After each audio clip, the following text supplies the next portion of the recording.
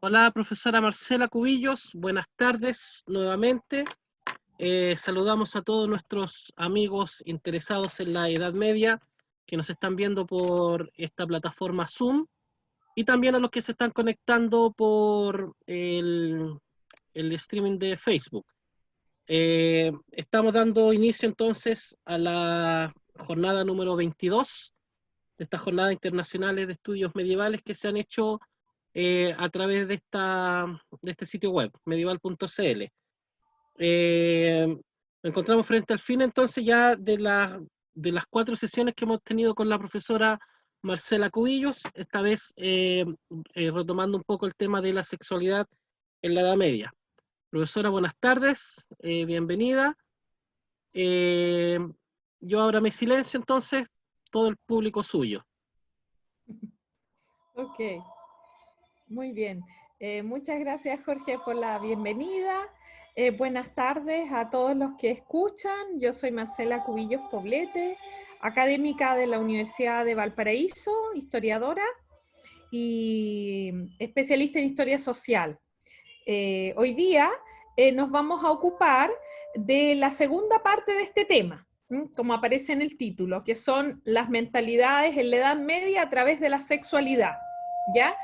Nosotros comenzamos a ver este tema el día lunes en función de un ítem que era el que aparece en pantalla como fue llamado como control social y disciplinamiento de la intimidad.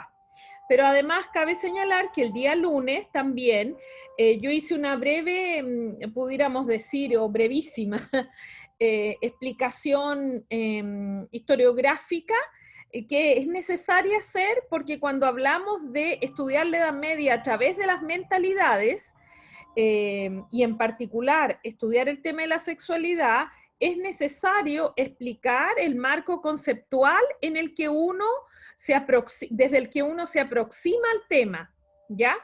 Y para los que se interesen por comprender y no pudieron el día lunes escuchar lo de las mentalidades, yo les pediría que fueran a la presentación que hicimos y que quedó grabada en la página del grupo, ¿ya? Porque ahí explico un poquitito más en detalle, pero reitero, este es un tema bastante largo y da para todo un curso de qué son las mentalidades. Sin embargo, me parecía que aunque es un tema largo, era necesario aproximarnos, ¿ya? Y desde esa plataforma entrar. El día lunes nos dedicamos a conversar sobre lo que yo llamo algo así como el marco teórico específico de la sexualidad en la Edad Media.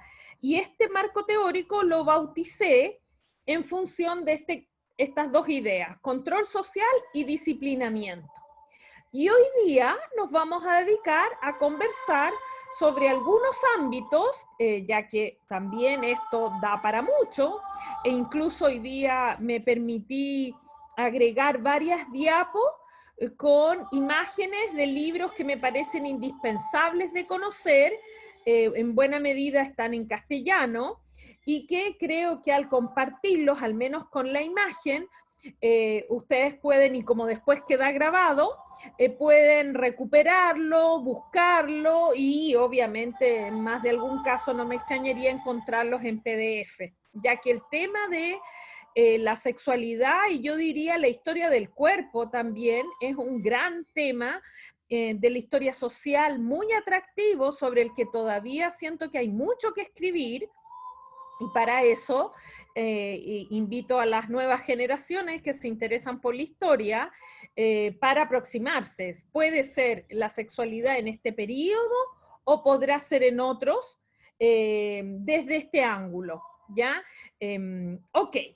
Respecto a nuestro tema de hoy, prácticas y vida cotidiana, nosotros vamos a referirlo en función de algunos ámbitos específicos que voy presentando ahí y van aflorando. Nos vamos a limitar hoy a hablar acerca de ideas claves que yo llamo, fueron ideas que ordenaron la conducta, ¿ya?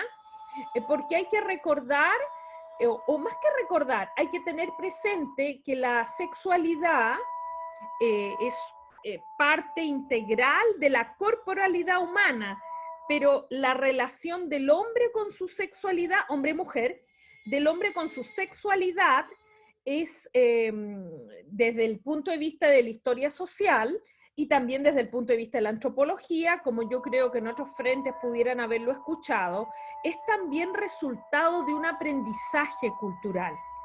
Y esa es una cuestión sumamente relevante a recordar. Y si digo, tal vez ya lo han escuchado, porque obviamente uno es hijo de la contemporaneidad.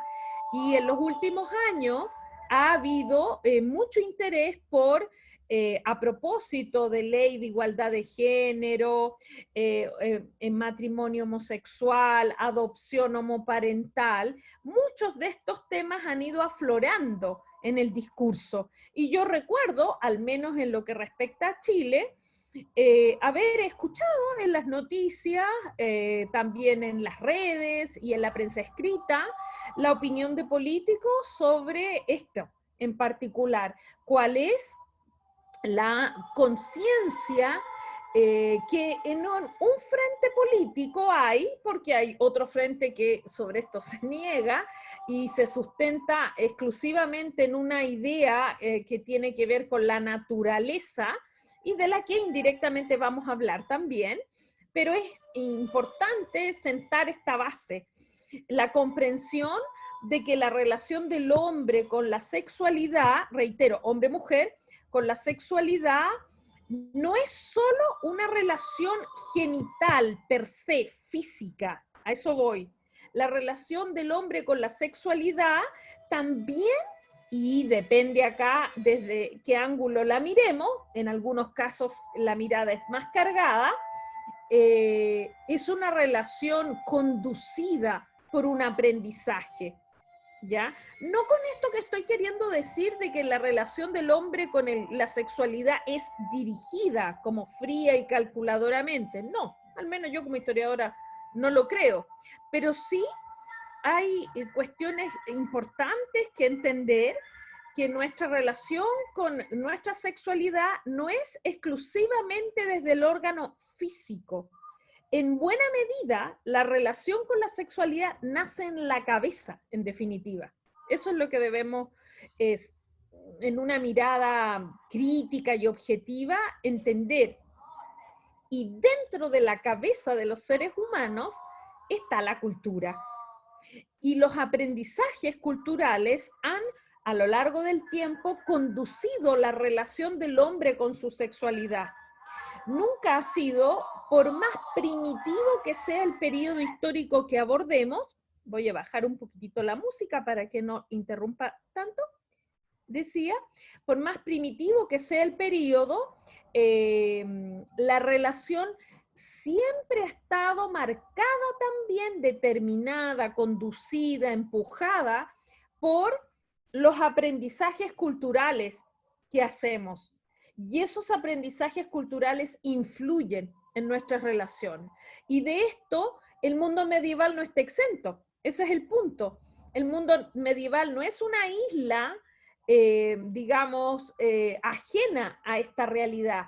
El mundo medieval es un periodo inscrito en esta línea y en el cual claramente lo que va ocurriendo en el entorno, en una sociedad, por ejemplo, marcadamente espiritual y muy marcada por la religiosidad, eso también marca su relación con la corporalidad, ¿ya? Y dentro de la corporalidad, con la sexualidad, ¿ya? Ahora, dentro de estas ideas claves ordenadoras nos vamos a referir a algunas y por ende retomamos algunas ideas que dijimos el lunes, pero ahora las vemos un poco más plasmadas en la cotidianeidad. Y de allí nos vamos, entre comillas, al cuerpo. Y vamos a revisar a través de algunas imágenes de época, de la Edad Media, se entiende, cómo esta relación del hombre con su sexualidad. ¿Bien? Entonces, pasamos a la siguiente. Dentro de las ideas claves ordenadoras, yo retomo estos tres conceptos que mencioné, fundamentalmente porque son conceptos directrices no solo en el ámbito de la sexualidad, sino que son conceptos que influyen en distintos campos del quehacer cotidiano, ya que forman parte sustantiva de la comprensión cultural del sujeto humano en esta sociedad. Y estos conceptos son la idea de la culpa y del pecado, lógicamente vienen de la mano, el placer como una suerte de espacio que genera cierta tensión cuando se, dicho con un lenguaje culinario, cuando se consume en exceso el placer, hay tensión por cuanto conduce al pecado. Y el otro concepto que también ordena la vida cotidiana y también ordena la vida de la sexualidad es el concepto de resurrección.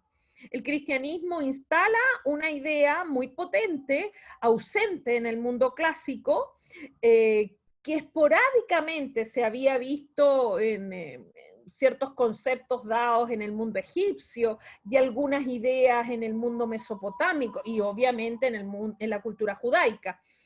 Con la llegada del cristianismo a los territorios del Imperio Romano, se va a ir instalando estos tres frentes con una mirada nueva.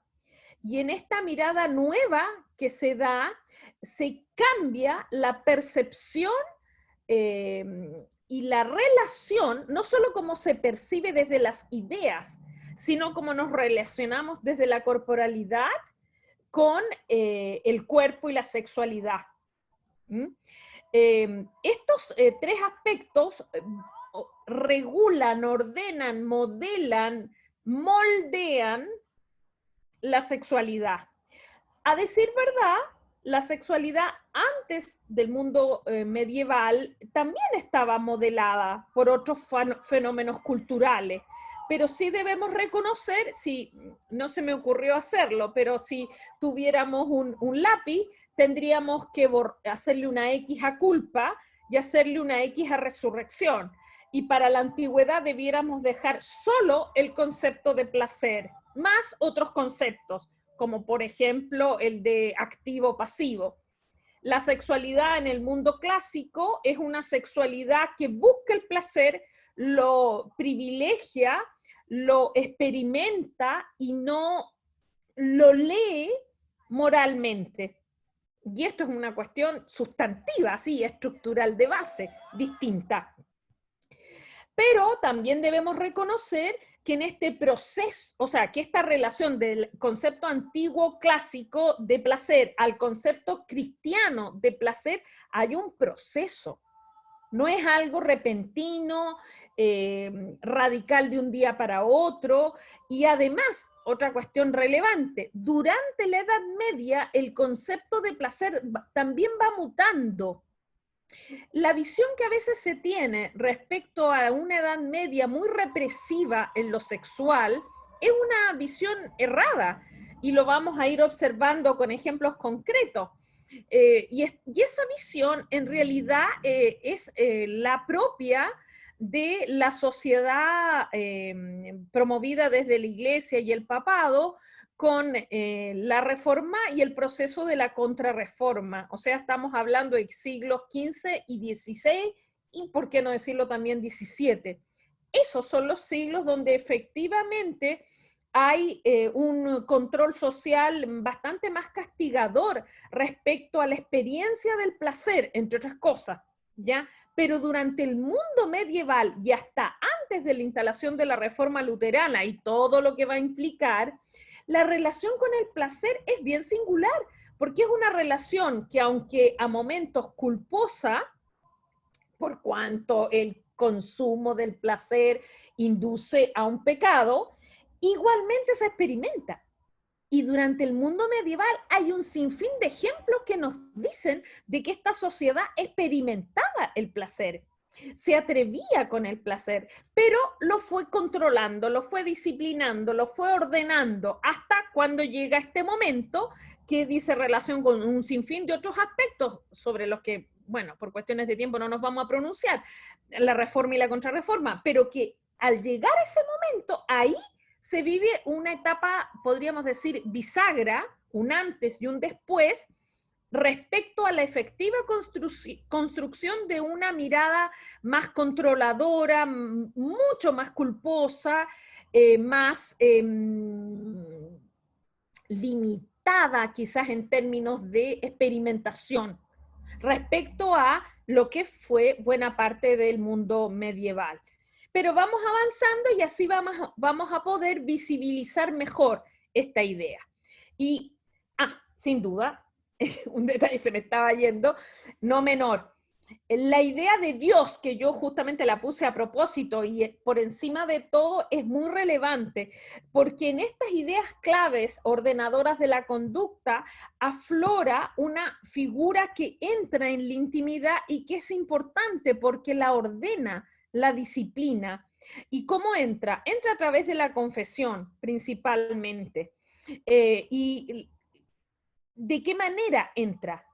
Dios entra a través de la voz del sacerdote que se informa sobre la intimidad de los individuos, lógicamente tras la confesión de estos, y ordena y regula esa vida por la vía de, evidentemente, lo que debe pasar quien se ha confesado para lograr limpiar el pecado cometido. Entonces, este es un detalle muy interesante porque en el mundo antiguo no había manera de entrar en la intimidad. La intimidad estaba completamente en manos de los individuos y por lo mismo era una intimidad tan liberada. En el mundo cristiano, la intimidad va a ser progresivamente controlada, pero cuando yo digo controlada, ojo, no hay que asociarla inmediatamente a represión. A lo que yo voy es al hecho de, a lo que yo voy y a lo que van los historiadores que abordan el tema, es al hecho que la intimidad pierde esa libertad excesiva y comienza a ordenarse, a regularse, y esto se da bajo un alero moral. En un ámbito, el de la intimidad, donde prácticamente la moral, entre comillas, no se daba. Y por lo mismo, uno tiene, cuando observa la historia de la sexualidad en el mundo clásico, a momentos quizás cierta sorpresa por la amplia gama de variación y de experimentación sexual que el mundo clásico ofrece, sin limitaciones prácticamente. En frentes en los que uno tiene, por lógicas consecuencias de que somos herederos de otra formación, ciertas discrepancias o ciertas tensiones, por ejemplo, pensemos en la pedofilia, ¿ya? El mundo clásico, habría que ser honesto, no tiene mayores tensiones sobre el tema. ¿Se fijan? A eso voy. O sea, uno debe reconocer que hay aspectos que a uno le resultarán un poco complejos de aceptar y tensos por cuanto los vemos, ya que somos frutos de otra cultura y de otras legislaciones que han conformado y han educado y han disciplinado nuestra conducta, que explica el por qué directamente lo rechazamos. ¿Ya? Pero si vamos hacia atrás, debemos tener cierta apertura en la comprensión de que es otra forma de relacionarse con la intimidad y de entender la sexualidad. Y eso es una cuestión que a veces a muchos les cuesta entenderla porque tendemos a mirar con nuestro propio ombligo las otras culturas, sea hacia atrás en el tiempo como en lo horizontal. Ok. Pero sigamos avanzando y seguramente ahí vamos a poder, a través de la experiencia, visibilizar mejor otros tópicos. Dentro de las prácticas y vida cotidiana, y a propósito del cuerpo, que es en lo que nos encontramos ahora, hay un ámbito, esto yo simplemente lo voy a visibilizar, pero con un detalle bien interesante. Esta imagen que ustedes ven a la derecha es el anverso y reverso de una misma representación de un cuerpo humano, que como verán un poco por el rostro, es un cuerpo masculino. Sería interesante que lo miren bien, porque independiente de la perfección o no, o de lo acertado o no del cuerpo, se darán cuenta de un detalle. Esta representación en este texto, que es este manuscrito que se encuentra en la Biblioteca Vaticana, está contiguo a una representación femenina, ¿ya? Y encarnan la idea de Adán y Eva. Al mirarlo, yo creo que si lo miran bien se darán cuenta del detalle de que no tiene pene, ¿ya? Esta es una representación de Adán por delante, literal, y por atrás, ¿ya? Que uno podrá decir, mira, no está tan perfecta, qué sé yo, tiene una musculatura excesiva, los hombros, la cabeza, en fin, son detalles casi estéticos. Pero para lo que nosotros nos interesa, los pies no dejan de ser singulares como están representados, sobre todo por atrás, porque por atrás los pies se ven como más grandes, en fin. Es que no lo representaron a él con su genitalidad completa. No está. Y uno debiera como extrañarse. Y ahí podría nacer este espíritu como contemporáneo de decir, ah, claro, porque en la Edad Media eran represivos, por eso no lo representaban. No.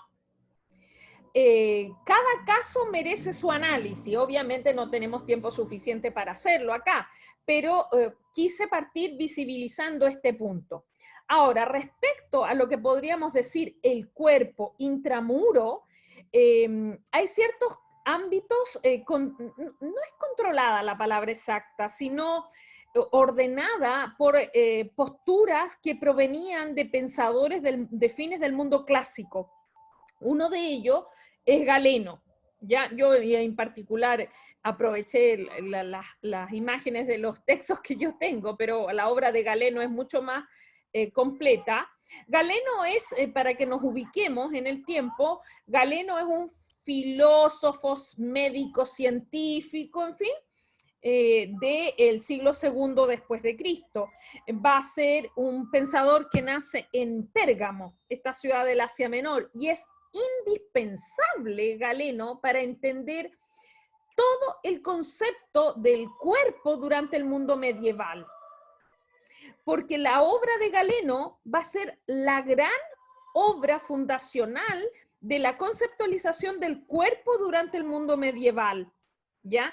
La obra, creo que no completa, pero un buen porcentaje está traducida, ¿ya? Una es la que les acabo de mostrar y que es justo la que yo aquí tengo, donde él aborda el tema de las enfermedades. Y en ese sentido, me parece que vale mucho la pena leer muy brevemente cómo parte su obra. Este tomo en particular, que es el tomo dedicado a las enfermedades. Fíjense, obviamente está adecuado el lenguaje, dice: tanto los médicos más modernos como los más antiguos llaman lugares a las partes del cuerpo y se esfuerzan en distinguir las enfermedades relacionadas con ellos, porque la terapia cambia precisamente según sus diferencias. Todo lo que es útil para la curación a partir de tal conocimiento está expuesto en el tratado sobre el método terapéutico, una obra de él. Ahora, en este tomo, que es este de las enfermedades, me propongo únicamente examinar cómo se reconocen las partes afectadas. Las partes superficiales, así como la naturaleza de sus afecciones, son fácilmente reconocidas por los sentidos, pero las que están ocultas en el interior exigen la mente de un hombre ejercitado tanto en la actividad y función de las partes como en la anatomía previa a estas, que nos enseña, además de otras muchas cuestiones, la singularidad de la naturaleza de cada uno.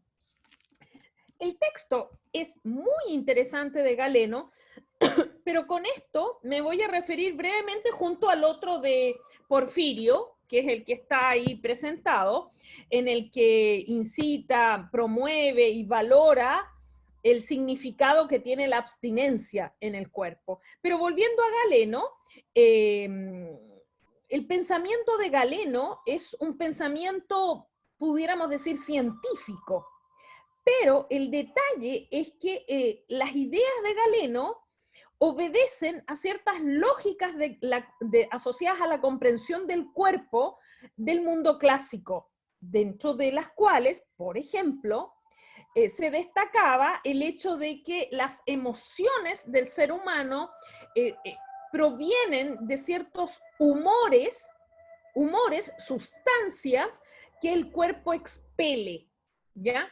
Por una parte. Y dependiendo del humor, la sustancia, hay conveniencia o no que el ser humano se relacione con ese campo. Porque existe la idea de que vincularse a ciertos humores que son negativos hacen daño y traen cierta enfermedad, ¿ya? Y cuando yo digo vincularse me estoy refiriendo a tocarse. Y acá vamos a otro punto bien importante y que es del mundo antiguo imperial romano y heredado al mundo medieval, al calor de las ideas de Galeno. ¿Cuál? El hecho de que no es recomendable que el cuerpo sea indagado en su interior, o lo que nosotros entenderíamos en términos médicos, diseccionado. Eso no es aconsejable hacer, eso hay que evitarlo, ¿ya? Porque incluso en la lógica, podríamos decir, pagana, el tocar, el inmiscuirse, el indagar en el cuerpo humano, puede conllevar a través del contacto el contagio de ciertas enfermedades. Y este es un punto sumamente relevante porque debemos saber, y dentro de la relación con la corporalidad hay que señalarlo, que el descubrimiento del cuerpo desde un punto de vista científico, gracias a las indagaciones científicas o precientíficas, son resultado de los últimos años del mundo medieval, en el que personajes, por ejemplo, como Leonardo da Vinci a través de sus dibujos, o Vesalius a través de sus experiencias, entre comillas, médicas, visibilizan el cuerpo y empiezan un proceso que va a poner fin a una serie de ideas que se habían instalado desde la antigüedad pagana respecto a cómo concebir el cuerpo humano. El cuerpo humano para Galeno y una serie de otros pensadores de época anteriores, lógicamente, no se debe tocar en su interior. Y esto es algo determinante porque marca mucho lo que podríamos decir la escasez de conocimiento médico en el interior del cuerpo, en pocas palabras, que estoy planteando, que el desconocimiento del interior del cuerpo humano no obedece estrictamente ni siquiera a la propia Edad Media, obedece a la conservación de lo que podríamos decir el respeto a la autoridad de la opinión de Galeno instalado como verdad irrefutable. Y esto es una cuestión que muchas veces no se conoce, creyendo que el mundo medieval no conoció más el cuerpo, no experimentó por prohibiciones estrictamente morales propias. No, las prohibiciones sí van a darse. En el mundo medieval la indagación en torno al cuerpo se va a convertir en un pecado. Y de hecho le hago presente que, por ejemplo, dentro de las causas, cuando procesen a Leonardo da Vinci, una de las veces va a estar asociado a este tema, que se sabe y va a ser denunciado de que Da Vinci recogía cuerpos probablemente en el cementerio que compraba para estudiarlos, haciendo algo que culturalmente estaba rechazado. Este hecho, podríamos decir, es seguro que no solo lo hizo él, probablemente lo hicieron otros, pero lo hacían dentro de un marco prohibitivo, ya que la cultura del momento no aceptaba las indagaciones científicas en el cuerpo y va a demorar mucho en hacerlo. Pero esta no aceptación que durante el mundo medieval se va a convertir en pecado, proviene de una idea instalada en el mundo clásico plenamente. Siguiendo entonces, y pasamos al siguiente, durante el mundo medieval,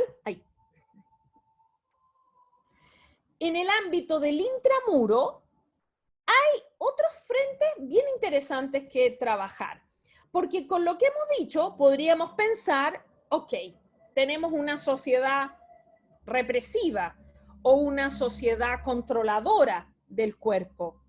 Pero lo que nos muestran los manuscritos, y de hecho, si no me equivoco, coloqué dos diapositivas, podría haber puesto muchas más, pero mejor poco y bien a mucho, y al final que no nos detengamos a reflexionar nunca.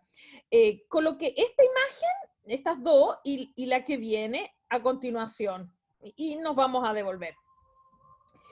Si ustedes observan estas dos imágenes, sin estar dando los datos de cada una, porque si no, no avanzaríamos nunca y el tiempo tiene su limitación, pueden ver, la imagen de la izquierda es una imagen muy conocida de esta mujer, es una pequeña imagen, ojo, que está en un manuscrito, que está sobre este pene alado, ¿ya? Y por otra parte, la imagen de la derecha, donde vemos evidentemente una pareja sobre la que la hipótesis principal es pensar que no son dos, o sea, que no es una pareja heterosexual, sino que es una pareja homosexual, y esto se da por la corporalidad de los cuerpos de cada uno. Si se fijan, son casi exactamente iguales. El único detalle es que uno tiene una suerte de gorra y el otro no, lo que a algunos también ha hecho hipotizar de que ellos son una pareja heterosexual. Independiente de su sexualidad, corrijo, de su género, lo que interesa es esta invasión de diablos que hay en torno, más esta mujer que se ve a la derecha dentro de la imagen. En realidad en la imagen original hay dos, la que se ve a la derecha con cabello blanco, o sea, con un gorro blanco, y otra que se alcanza a ver una parte que yo la corté para poder simplemente centralizarla en la imagen. ¿Qué nos muestran estas imágenes? Nos muestran que aunque el mundo de la sexualidad pueda ser un mundo asociado a pecado, como lo visibiliza esta escena plagada de demonios en torno a la cama o este lecho de esta pareja, es un mundo indagado, es un mundo indagado, es un mundo revisado a través de las expresiones que testimonian los manuscritos. Es sin insistir mayormente, pero la imagen de la izquierda de esta mujer sobre este pene alado evidentemente muestra un desenfreno frente a la sexualidad. Pero lo que es interesante es cómo lo visibiliza sin mayor problema, porque esto es una decoración dentro de un manuscrito. Vamos al siguiente. Siempre dentro de prácticas y vida cotidiana intramuro. En el caso de la izquierda, es una imagen que decora una escena vinculada a una narración. Pero lo que me interesa es que observen cómo muestran la genitalidad en el caso femenino, ¿ya? Fíjense los detalles que se alcanza a ver en la imagen, de cómo muestran la vagina a través de una línea, incluso la vellosidad se alcanza a notar, y en el caso masculino también se alcanza a ver perfectamente el pene y el resto del cuerpo. El mundo medieval es un mundo que, teniendo ciertas prohibiciones morales respecto a cómo conducir su vida sexual, eso no impide, ese es mi punto, mostrar ese mundo, mostrar en particular esos lugares del cuerpo humano donde se puede generar ese pecado. Y esto es una cuestión muy, muy atractiva, porque el mundo medieval, a diferencia de lo que se cree, podría no haber mostrado, haberlo siempre tapado, cuestión que sí va a ocurrir, ojo, con la sociedad del siglo XV en adelante, ¿ya? En el mundo medieval no, en el mundo medieval se lo muestra y se lo experimenta de muchas maneras. Piensen lo que acabamos de ver. Miren lo que está aconteciendo en el lado derecho. Esta también obviamente es una decoración de un manuscrito, y ¿qué se ve? Una mujer que está aparentemente durmiendo con un diablo, y el diablo, ¿qué está haciendo con ella? La está masturbando. Y es evidente que está haciendo eso. Y acá volvemos a lo que planteaba. ¿Cómo? Esta sociedad no es una sociedad represora. Si se visibiliza al demonio masturbando a una mujer durante el sueño, porque observar el rostro de ella tiene los ojos cerrados, es evidente porque es una sociedad que tiene conciencia que esa práctica se realiza, sin duda. la instala con una mirada moral vinculada al diablo, ¿ya? Pero la acción es lo que yo quiero uno le preste atención, porque la acción revela una sociedad que tiene conciencia de estas prácticas, no que las ignora o las desconoce, pudiéramos decir. Siguiendo, siempre dentro de estas prácticas intramuro, no, habría mucho más que decir de lo anterior, pero yo espero que algo de esto aflore cuando lo conversemos en función de preguntas, quizás al cierre. Acá yo coloqué otro ámbito del intramuro, no la relación sexual en sí, sino la corporalidad y su exhibición. También existe la idea de que el mundo medieval es un mundo de mucho tapujo respecto al cuerpo. Y lo que han hecho estudiosos de los que yo he extraído estas imágenes es mostrar cómo en el mundo medieval, si bien obviamente para los encuentros sociales y para la acción del ser humano en sociedad de variado tipo, desde trabajar hasta comprar o acciones políticas, lógicamente ellos se visten. En muchos ámbitos pareciera ser que la desnudez fue bastante más común de lo que se pensara. Y no solo, sino, por eso lo coloco en el centro, esta, podríamos decir, como experimentación con el cuerpo humano, la cantidad de figuras que hay en manuscritos, y también, ojo, en decoraciones de capiteles, especialmente de estilo prerrománico y románico, con figuras de anatomía humana, pero en acciones curiosas o moralmente repudiables, como por ejemplo, hay escenas de tríos sexuales, hay escenas de zoofilia, en decoraciones de, como les decía, capiteles de iglesias prerrománicas y románicas, que son donde más abundantemente se dan estos temas. Después, en lo que van a ser las decoraciones de las catedrales góticas, estos temas más bien desaparecen y se instalan otros, y donde las figuras más grotescas van a estar representadas por las gárgolas, ¿ya? Que no necesariamente están en acciones sexuales, pero en algunos casos sí los hay. Hay algunas bastante conocidas, a propósito de esto que lo estaba mencionando, que están en actos masturbatorios, automasturbatorios, tanto en gárgolas que muestran aparentemente la figura de un pene, como en otras que aparentemente encarnan la figura femenina y están realizando tocaciones. Entonces, nosotros nos encontramos con una sociedad que en la intimidad, porque ese es el frente que estamos observando en esta etapa, es bastante más experimentadora de lo que pudiéramos pensar para una supuesta sociedad reprimida, ya que en la praxis, en realidad, lo que ha enseñado la historiografía en los estudios de esta naturaleza es que la represión era bastante menos de lo que pudiéramos pensar. Reitero, hasta en torno al siglo XV, porque en torno al siglo XV hay cambios estructurales muy significativos en las mentalidades, y parte de ellos tienen que ver con la sexualidad y el surgimiento de una sexualidad más represiva, más controlada, pero durante el mundo medieval, como estos ejemplos, los anteriores y otros que vamos a ver, nos muestran una y otra vez una sexualidad más libre. Y pasamos a prácticas y vida cotidianas extramuro. En el ámbito del extramuro es bien singular. Acá dejé la portada de un libro que es indispensable en el tema para no olvidarlo, además. Este texto, por si acaso, se encuentra en español e incluso sé que se encuentra en PDF. Es factible. Se llama La prostitución en la Edad Media. Es de un francés indispensable en el tema, Jacques Rousseau, y que creo que para la que se interese en el tema es fundamental, lo tiene que leer, es un texto indispensable, además no es un texto muy largo y es muy atractivo.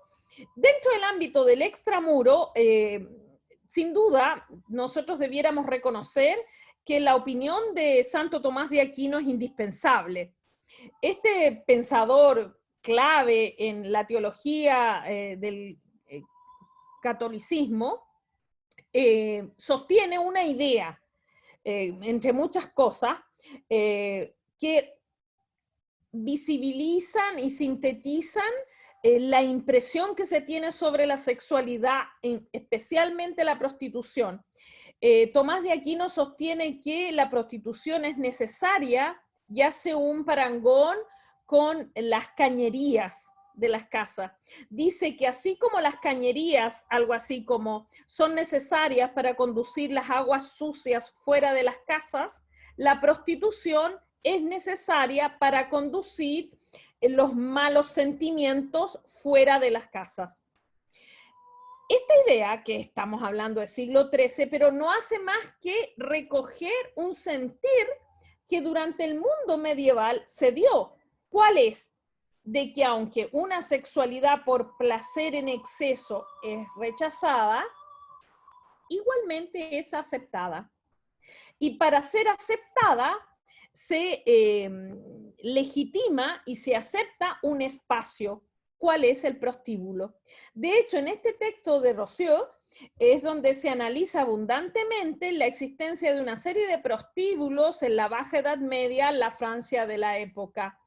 Los prostíbulos durante la Baja Edad Media, al menos los que estudia Rousseau, que es indispensable, nos muestran no solo la existencia de estos espacios y la aceptación urbana de los espacios, sino algo que a menudo sorprende cuando se descubre, digamos, desde el conocimiento a través de lo que hizo Rousseau, es que muchos prostíbulos en la Baja Edad Media eran construidos y mantenidos por el equivalente a lo que pudiéramos decir los alcaldes de las ciudades. Rousseau estudia varios casos y a través de actas jurídicas es que se aproxima al tema. Además, los prostíbulos en la Baja Edad Media, de ser aceptados, mantenidos por la comunidad a través del equivalente a lo que sería algo así como el alcalde, los prostíbulos pagaban impuestos. O sea, eran tan aceptados dentro de ciertos códigos que eran integrados en lo que podríamos llamar algo así como las arcas fiscales. Esto es tan destacado, tan importante, que me lleva a un recuerdo de un dato importante. ¿Cuál es? Que en la construcción de la Catedral Gótica de Chartres, que es conocidísima porque para algunos es una de las primeras catedrales góticas, uno de los vitrales de la catedral tiene una representación con nombre de algunas de las prostitutas de la localidad que habrían ayudado con dinero para la construcción de la catedral. O sea, el reconocimiento de la prostitución, al menos en lo que respecta a la Baja Edad Media, y hay hipótesis de pensar de que hacia atrás también se habría dado, nos testimonia una aceptación a distancia de un tema, reitero, que es complejo para esta mentalidad, pero que muestra un nivel de tolerancia bastante más grande de lo que se pudiera pensar. Respecto a las imágenes que acompaña esta diapositiva, lo que yo intenté es, nuevamente ambas son extraídas de manuscrito, es hacerles presente cómo esta sociedad muestra el cuerpo en distintas acciones, rayando en lo que podríamos decir casi en el mal gusto, porque si observan, por ejemplo, la imagen de la izquierda, que es un soldado herido, no deja de ser singular esta imagen, con este cuerpo cruzado por esta espada, y que decora un manuscrito. Y recordemos que las decoraciones de los manuscritos no siempre tienen que ver los dibujos con los contenidos en el texto. Muchas veces las decoraciones no dicen alguna relación con el contenido, son absoluto complemento que obedece a otras ideas que, dependiendo de la obra, han sido y están siendo estudiadas. Y la escena del medio, que a mí particularmente me resulta muy simpática, porque es una escena propia casi como de fiestas, cuando alguien se excede y se siente mal y es ayudado. Y en este caso, si la observan bien, es una mujer que ayuda a un varón mientras está vomitando, y fíjense la imagen que está al costado, la otra mujer que está aplaudiendo y está sonriendo. O sea, en una casi como naturalidad de la observación del hecho y la comprensión de lo que le está ocurriendo, en lógicas que son muy propias del mundo medieval. El mundo medieval es un mundo que tiene conciencia de una serie de experiencias humanas, no las niega, podrá distanciarse, podrá darle una carga moral, pero no las elimina, no las borra, ni en definitiva las cancela, que sería tal vez la imagen que a veces algunos muestran del periodo. Y en este caso, otras escenas también de la vida extramuro, con cuerpos extramuro. La imagen de la izquierda la coloqué a propósito porque si bien en los tres casos son animales los que aparecen, lo que me interesa es que vean cómo se experimenta con los cuerpos. El mundo medieval experimenta en la creación de cuerpos nuevos, en inventar acciones nuevas con los cuerpos, en asignarles conductas antropomórficas a animales. Por ejemplo, si observan el caso de la imagen que está a la izquierda abajo, que parece un mono, pero ojo con el rostro, porque al mirarle el rostro uno debiera pensar automáticamente casi como en un fauno del mundo clásico. En cambio, la imagen que está en el centro y la imagen que está a la derecha son evidentemente imágenes de animales absolutamente fantásticos, que no existen. Esta experimentación y dar rienda suelta al imaginario es algo muy importante porque tiene un vínculo directo con la concepción de los cuerpos. Son cuerpos que son leídos moralmente, son cuerpos que son observados moralmente, pero son cuerpos que también muestran experimentaciones en lo que podríamos llamar el mundo de las ideas, ¿ya? Y la imagen que está a la derecha, yo creo que no requiere mayores análisis.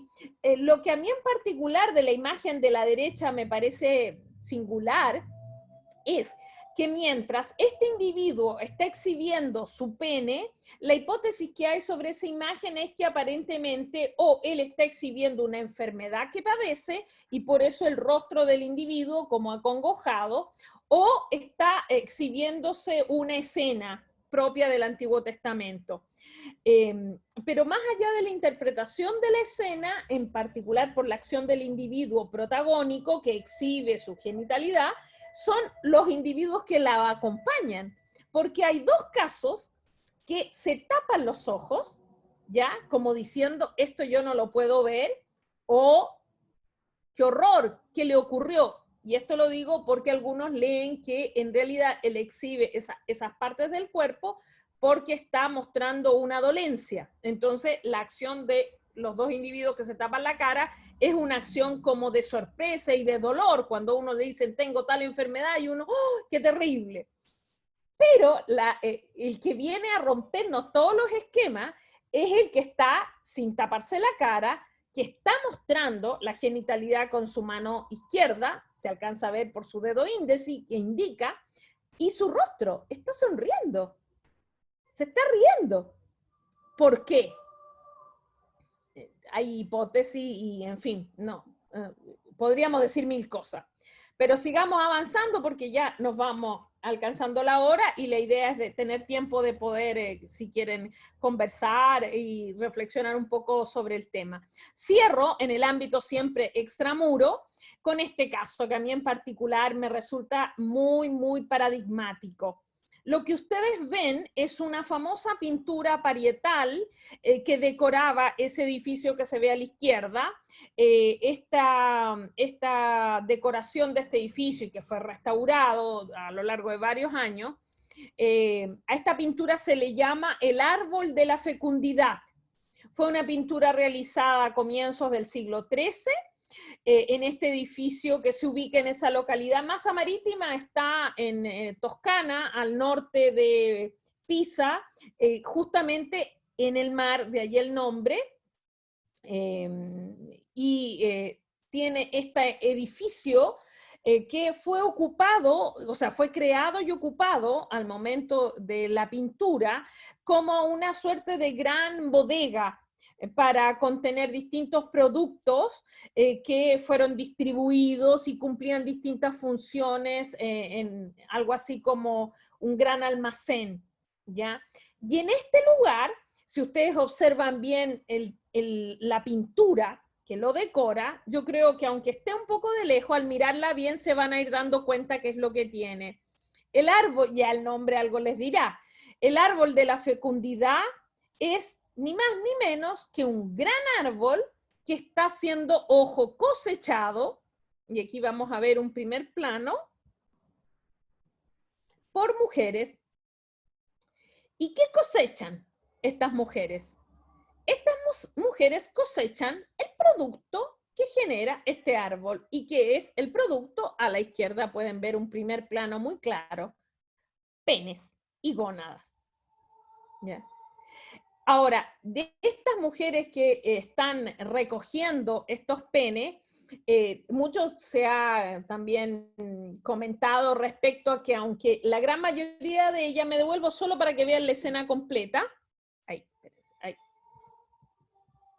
está, a ninguna de las mujeres se les ve el rostro porque se fue deteriorando con el tiempo. Hay una que sí lo conservó, que es la que está con los brazos en alto y con una especie como de rama sacando la fruta, tal y como cualquiera de nosotros haría en el campo, donde hay árboles que tienen alguna fruta que cosechar.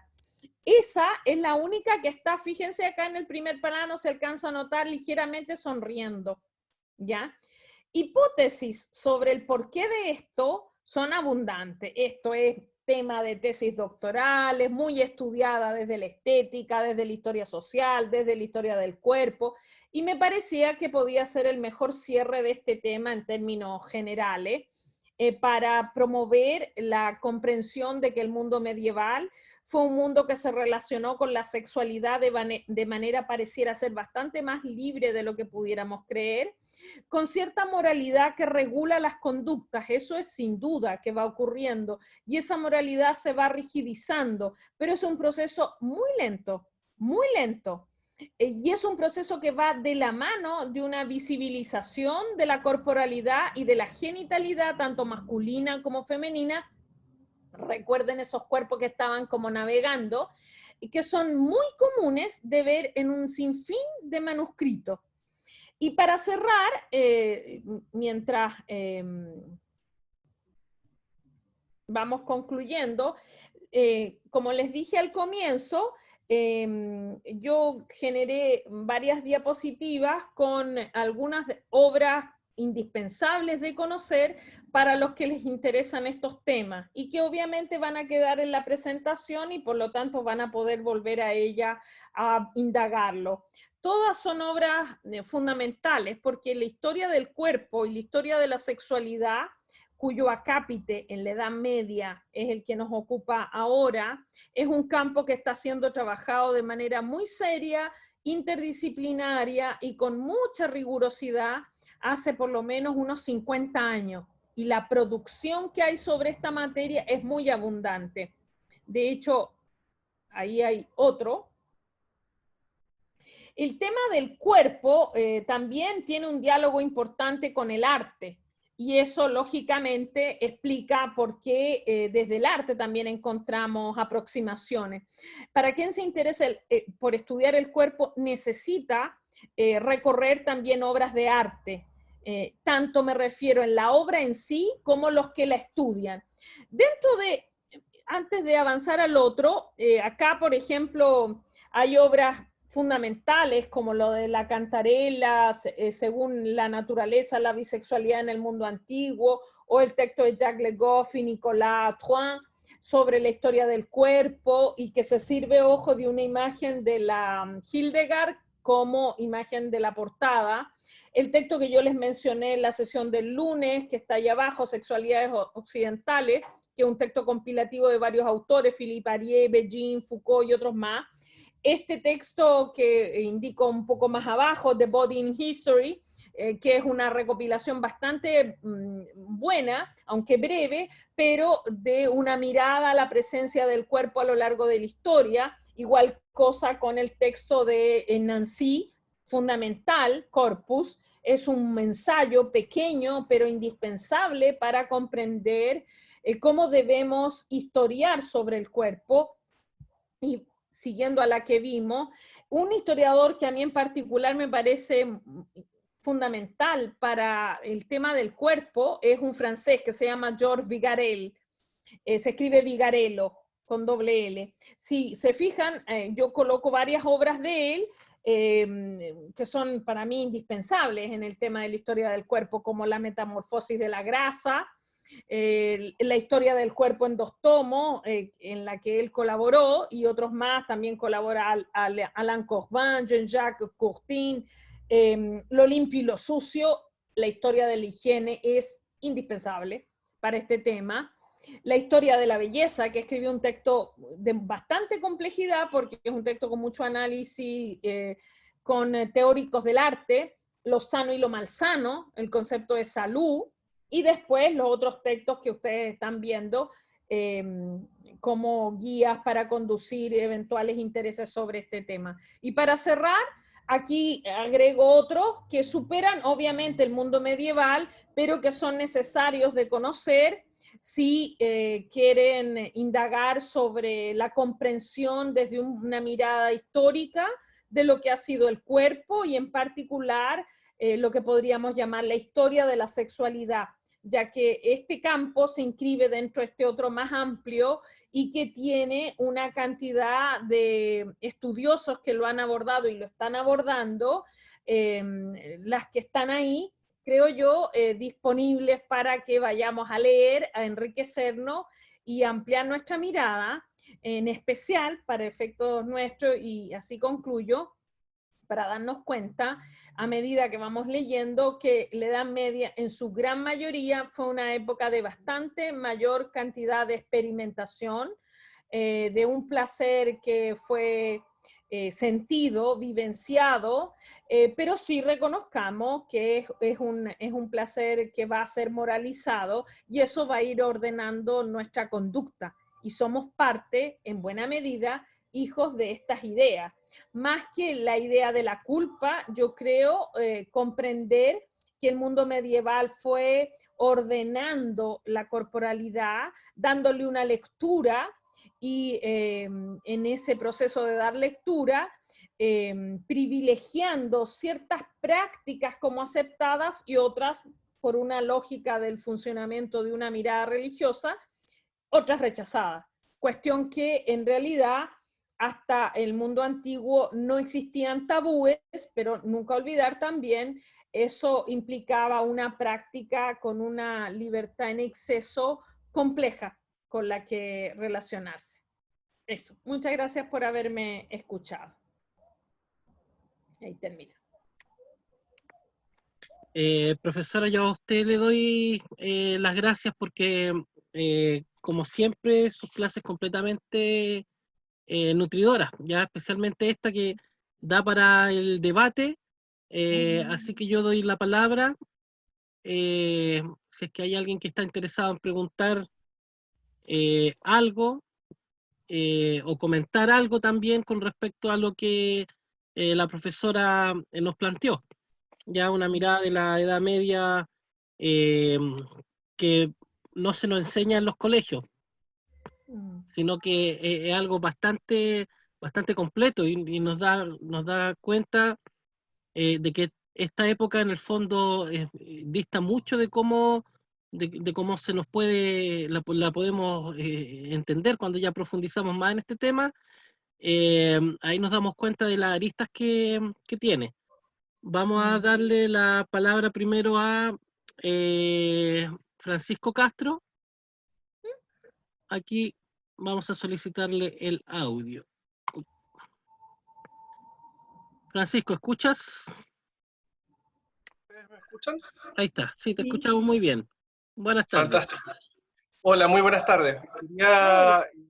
agradecer la ponencia de la profesora, que resulta muy, muy interesante.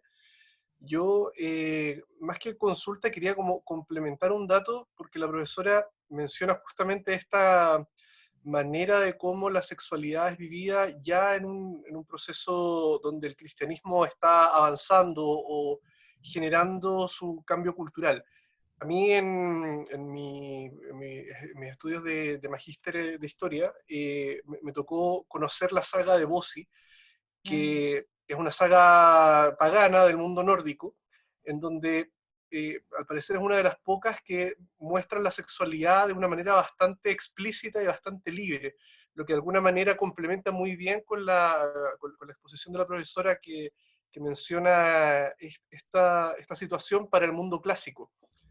Pero acá, al tratarse de una cultura medieval no cristianizada aún, también muestra estos elementos de manera muy, muy interesante, sobre todo con el tema de la relación sexual prematrimonial, por placer, entre estratos sociales, entre un noble y campesina. Y también hay dinámicas que podrían estar relacionadas con temas afectivos, como amor de pareja, haciendo un contrapunto entre una sexualidad de un noble que se tiene que casar por obligación, por un hecho político, contra otro noble que se casa también por un hecho político, pero que manifiesta contrapuntos en la relación afectiva que tiene con su señora.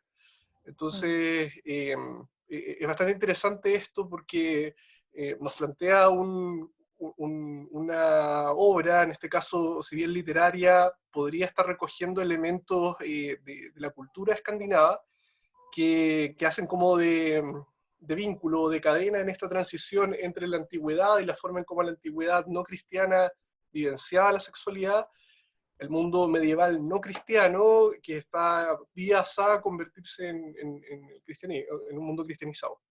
Solo eso, muchas gracias. Mira, a propósito que mencionas esto, me acordé de un campo que yo en realidad no indagué solo porque quería privilegiar las imágenes y a partir de las imágenes hacer como un recorrido para descargar la Edad Media de estos lugares comunes errados. Pero inevitablemente, por lo que mencionas, lo tengo que indicar.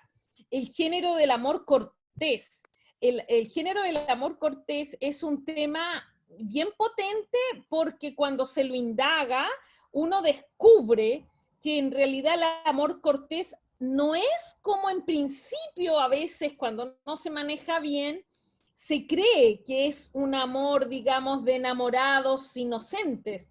El amor cortés, per se, desde lo que ha sido el estudio de la literatura, es un amor prohibido. O sea, el amor cortés es la concreción de dos personas que no debieran relacionarse. ¿Y por qué? Porque están comprometidas, en definitiva.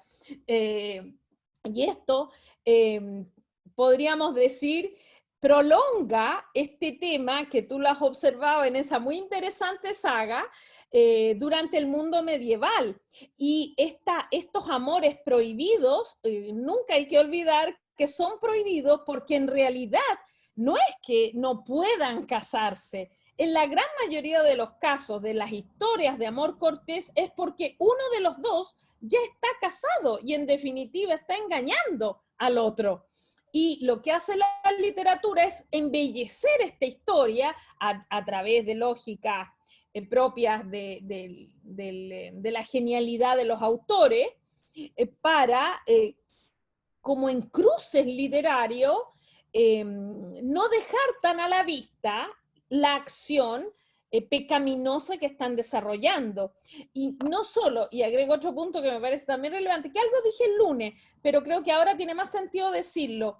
Si bien el pecado del placer, que es la lujuria, es uno de los pecados capitales, creo que es bien relevante recordar que cuando Dante representa la geografía de los infiernos, la lujuria no es el peor pecado. La lujuria es un pecado grave, pero no el más grave, ni siquiera está entre los top. Y eso es un poco también indicativo de una conciencia de que el dejar rienda suelta a las emociones vinculadas a la sexualidad, sin duda genera tensiones porque es una sociedad que está en proceso de cambio, pero en ningún caso queda el sexo realizado en pecado como lo peor de lo peor, que podría ser la imagen que nosotros tuviéramos del mundo medieval. Así que gracias por el comentario porque me permitió agregar estos elementos. Vamos con don Paulo Aguilar.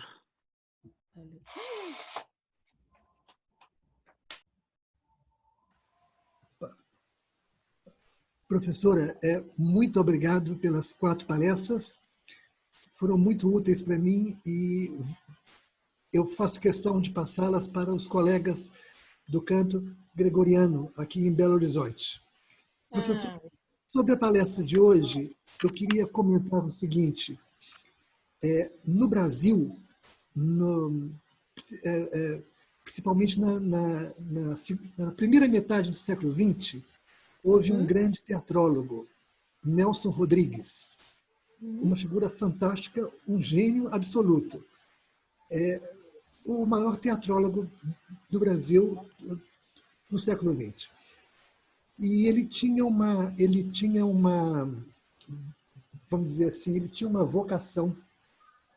Ele era especialmente vocacionado para o proibido. E a gente tem que se lembrar que a sociedade brasileira, eu acredito que várias latinas também são assim, no século XX, no século XIX, século XX, elas passaram de uma forma extremamente abrupta vamos dizer assim, do feudalismo, aspas, para o século XXI. Por exemplo, no Brasil, as mulheres começaram a votar na década de 30, mas a gente vê progressos em relação ao feminino apenas nos últimos 30 anos do século XX, depois da ditadura. Mas, voltando a Nelson Rodrigues, ele tem uma expressão que eu gosto muito e que sempre me remete muito à formação, à formação antiquada, usando uma expressão elegante, que foi extremamente comum no Brasil do século XX. Ele comentava que o proibido é especialmente atraente, é especialmente prazeroso. Eu acho essa frase formidável porque ela revela muito sobre o alcance que as pessoas se propõem em relação aos objetivos das suas vidas. E me parece que está muito ligado àquela noção de felicidade. Eu acredito, eu acho que Nelson Rodrigues também acreditava que a felicidade está ligada a uma questão de limite também. É muito interessante isso. O desmedido, o infinito, dificilmente propicia ou traz a felicidade. Então, a gente vê isso muito na música, por exemplo, quando a gente vê experiências sensórias de autores fantásticos da Idade Média e do Renascimento, que eles faziam coisas que, musicalmente, que eram extremamente prazerosas. E, às vezes, isso tinha um viés proibido, canções lascivas, etc. e tal. Ou seja, eu queria só cumprimentá-la e colocar que essa frase de Nelson Rodrigues, para mim, é muito interessante me remete muito a, vamos dizer assim, a uma espécie de Idade Média brasileira, pré-anos 60, vamos dizer assim, e que rapidissimamente foi sendo demolida, transformada. Eu gostaria de ouvir o seu comentário. Muito obrigado, parabéns pelas palestras. Gracias, Paulo. Mire, su comentario me lleva, claro, a asociaciones. No conocía este autor que menciona. Y la idea de lo que plantea, de que lo prohibido siempre es una tentación, creo que calza muy bien con una manera de mostrar cómo el mundo medieval se relaciona con lo prohibido. Es mostrándolo, que es algo que a mí siempre me ha impactado mucho en la medida que fui entrando en el tema. Esta sociedad experimenta, está en esta tensión con el tema y trata de ordenarlo y probablemente trata de respetar cierta moral. A veces no lo cumple, se siente en culpa por eso, hace cosas para liberarse, para limpiarse de esa culpa, pero transversalmente está siempre experimentando a través de la imagen con lo prohibido. Y esto es una cuestión muy singular, que a mí por lo menos, también al calor de las lecturas, me testimonia una sociedad bastante más abierta de lo que uno pudiera pensar. Abierta en términos de atreverse aún a experimentar con aquello que no debiera, pero lo hace igual, ese es el punto. Lo hace igual porque cuando uno ve ciertos dibujos, uno evidentemente se da cuenta que ahí detrás hay experiencias, hay corporalidad que experimentó cuando lo hizo. Y por otro lado, me parece relevante destacar, porque no lo mencioné acá, aunque en sesiones anteriores un poco sí lo dije, para representar el ámbito de la genitalidad femenina, creo que es muy relevante recordar lo que va a hacer Hildegard, que es la música que escucho de fondo, en sus dibujos. Las primeras representaciones con cierta, podríamos decir, no solo experimentación, sino que gusto estético, con fineza, con delicadeza, que hay en la historia de la humanidad sobre la genitalidad femenina, fueron hechos por una monja del mundo medieval. Entonces, eso a uno nuevamente le dice que cuidado con la idea de creer de que la Edad Media fue una época represora, prohibitiva, controladora, porque las fuentes nos dicen todo lo contrario. Nos dicen que sí, hay control, hay cosas que no hay que hacer, pero eso no significa que no las hagan, o eso no significa que no las experimentan, o que incluso que no se conocen. Vuelvo a los ejemplos, no me devuelvo por una cuestión de tiempo, pero cuando muestran los cuerpos, cuando incluso se ríen con los cuerpos y los muestran sin problema, o cuando los muestran con errores, por ejemplo, ese Adán que aparece sin pene, porque probablemente ahí hay una lectura moral respecto a la genitalidad y el dibujante, llamémoslo así, no lo colocó, pero en muchas otras ocasiones lo coloca. Incluso hay dibujos donde aparece Abraham, que es bien conocido, un par de manuscritos donde aparece sacrificándose y uno lo ve con un pene gigantesco. Entonces hay, además de hay otro, uno que yo utilizo en el diseño, si se fijan en el diseño de este collage que armé, a la izquierda se ve ese cura, que es en realidad un monje, que está leyendo un texto y se alcanza a ver que no solamente tiene un pene, tiene dos penes.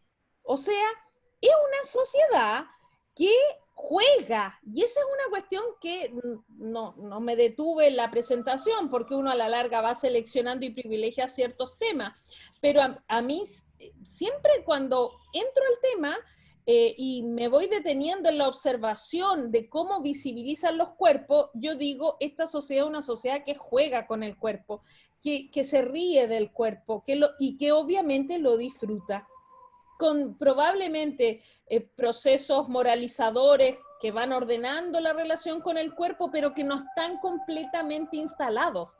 Y por eso son tan atrevidos, como nunca lo van a hacer las sociedades después del 15. Lo que vemos en ciertos dibujos del mundo medieval sobre este tema, no los vemos nunca más después del 15. Entonces, ¿qué ocurrió después del 15? Uno diría, ¿cómo? La sociedad fue evolucionando en términos politológicos, en la comprensión del ser humano, etcétera, etcétera, pero respecto a la corporalidad se fue cerrando, se fue tapando, fue bloqueando, y no hay, salvo la poesía, que yo diría que la poesía es quizás el único campo en el que después del 15 uno va a encontrarse ocasionalmente ciertas descripciones un poco más audaces, pero las representaciones son muy, muy pocas y menos audaces respecto a lo que uno ve en el mundo medieval. Sin duda, entonces, en esta línea, el mundo medieval respecto al autor que menciona es un mundo que muestra esta tentación en la que cae el ser humano por cuanto tiene algo prohibido. Muito obrigado. Gracias a usted. Tenemos una pregunta que está por nuestro fanpage que hace Alan, dice, ¿qué tanto impacto tuvo la reforma gregoriana con las políticas más represivas que se fueron dando a partir del siglo XV? ¿O solo impactó al mundo clerical? Mira, ahí ese es un buen tema, porque hay que considerar que el papado realiza varias reformas incluso antes, y una que es muy importante y que tiene que ver con lo nuestro, es la instalación del celibato.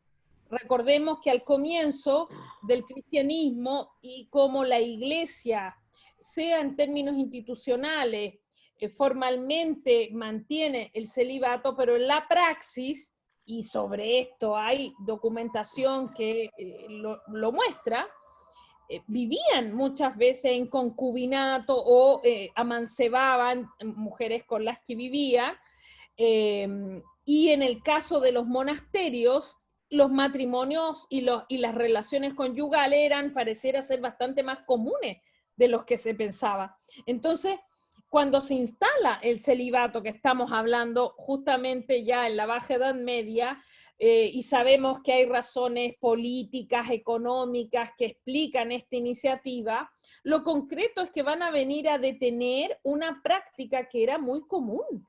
Y cuando yo digo una práctica me estoy refiriendo al hecho de personas que se relacionan con otro género o no, y que mantienen vínculos amorosos estrechos que implican la corporalidad.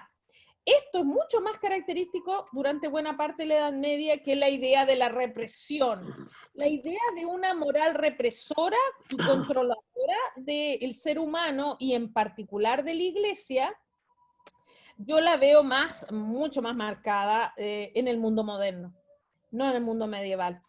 Incluso hay otro elemento que creo que también sirve, es cuando uno observa los textos de algunos poetas goliardos que escriben y que se han sobrevivido. El más famoso es el del Carmina Burana, y estamos hablando de textos del siglo XIII, ¿ya? Y en esos textos uno se da cuenta que hay un desenfreno, sin duda es poesía, pero hay un desenfreno que se trasluce en la poesía. No es solo imaginario, ahí hay algo que es, en definitiva, personas que experimentan, que prueban, que sienten, que disfrutan, que gozan, que a veces sufren por lo que gozan, y eso está testimoniado. Esa moralidad es la moralidad que va a verse mucho más controlada y reprimida después de la reforma. Y eso sí, claro que sí, afecta. Y afecta mucho. Afecta mucho y la termina de ordenar, en definitiva, para construir esta moral que nosotros hemos recibido, digamos, culturalmente me refiero, y frente a la que el siglo XX y XXI está intentando redirigir, creo, la moral pública para, junto con desvincularla al principal guía de la conducta pública católica y construir una moral pública neutral, digamos, en las que uno de los aspectos es el reconocimiento de la igualdad de las personas en términos prácticos, el reconocimiento de la diversidad de género y la comprensión que el disfrute, entre otras cosas, por ejemplo, de la sexualidad, no necesariamente en todas las personas es de la manera, entre comillas, como tradicionalmente se pudiera haber creído, pero ese tradicional es el que hay que cuidarse de cuándo se instala. Yo soy una convencida que es un concepto que se instala con fuerza con el proceso de reforma y contrarreforma, no antes. Antes se dan algunas luces, pero son muy pequeñas. Bueno, para terminar acá hay algunos agradecimientos, por ejemplo, Vicente Urones, que también es un conferista, dice: querida Marcela, muchas gracias por la manera en que transmites tus conocimientos y muchas gracias por ofrecernos tanta bibliografía para profundizar en algunos de estos aspectos. También está Rita, muchas gracias por la conferencia, su claridad y la biografía. Javiera, el carnaval, el cuerpo, el goce están siempre presentes, le encantó el tema. Estamos despidiéndonos, profesora. Yo ahora quisiera hacerle entrega de un certificado muy simbólico, muy humilde de parte de nuestra página, pero significativo. Esperamos que el próximo año podamos repetir estas jornadas que han salido sumamente, han sido un éxito, nos quedan todavía varios temas. Yo ya le mandé el correo, este documento, así que le doy las gracias. No, Muchas gracias. Y gracias a los interesados en escuchar. Y como mostré, si alguno me quiere contactar o hay más preguntas, yo en algún momento revisaré el Facebook y las podré responder, o me puede contactar para motivarlo a seguir estudiando el tema. Y feliz, el próximo año trataré de colaborar con esto u otros temas cercanos. Sí, yo igual le agradezco también porque me dio varias orientaciones bien buenas la profesora cuando estaba aquí yo organizando este tema, así que muchas gracias. Gracias a ti, Jorge. Chao a todos. Chao. Para los que nos quedan entonces, a las 21 horas tenemos sobre la peste negra, tema que va a dar quien habla. Me voy a sumar también como expositora a esta jornada. Así que a las 21 horas están todos invitados. Ok, gracias. Muchas Jorge. gracias. Chao. Vamos a dejar de compartir.